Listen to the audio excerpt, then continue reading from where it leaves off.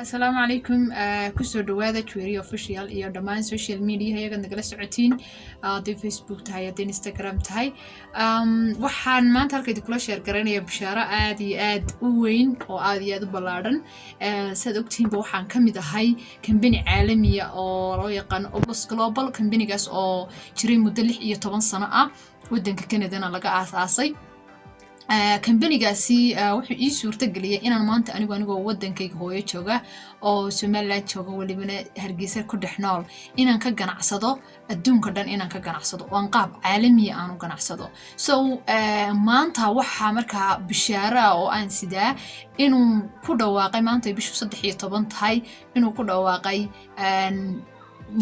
share يعني one share inaad samayn karto la samayn karto oo company ka mid noqon karto kaga mid noqon karto lacagtii lagaga mid noqonay ama website-ka international-ka lagu iibsanayay half and half keed in la dhimay oo yani aad maanta half and half ku soo gali karto hadda 5 bilood ka hor anigu waxa ii suurta galiyay inaan company-ga caalamiga ka mid noqdo kana shaqaysto waxa ii suurta galiyay discount-kan ama qiimo dhimistan oo kale aan la kulmay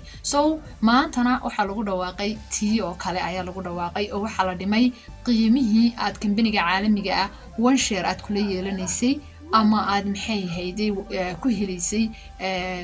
website international adduunka dhan product-gaaga ku gaarsiin karto qiimihii aad ku heli lahayd ayaa boqolkiiba waxa la dhimay content qof kasta oo yani Soomaaliya maanta waa fursad uu ka faa'iideysan karo oo qiimo jaban iyo maxay hayday alaabta yale iyo sidoo kale website caalami ah oo adduunka dhan kaga ganacsan karayo ani ahaantid waxaan isweydiinayaa waa ayo qofka aan yani fursadan u baahnayn qof kasta uu u baahan yahay waayo maanta hadda tiraahdo waxaan doonayaa inaan business ama adduunka ma aha just Soomaaliland kaliya taad doonaha ka jiro inaan business share la yeeshaan doonaya hadda tiraadid waa dareemi kartaa lacagta laga qaadi karay anuu ma malaynayo 5,000 10,000 oo dollar wax ka yar in laga qaadayo oo waliba shuruudo hor yaaliin aan wadaad shuruud ahayn laakiin maanta iyadan shuruudna leeyahay xidhin wax kalena leeyahay xidhin walibana qiimo jaban oo less than $1,000 ama $1,000 ka yar inaan company caalami ah aan share kula leeyahay maanta one share kaygana ka ciyaaray sidoo kalena aan adduunka dhan alaabteedii product-gayga gaarsiin karo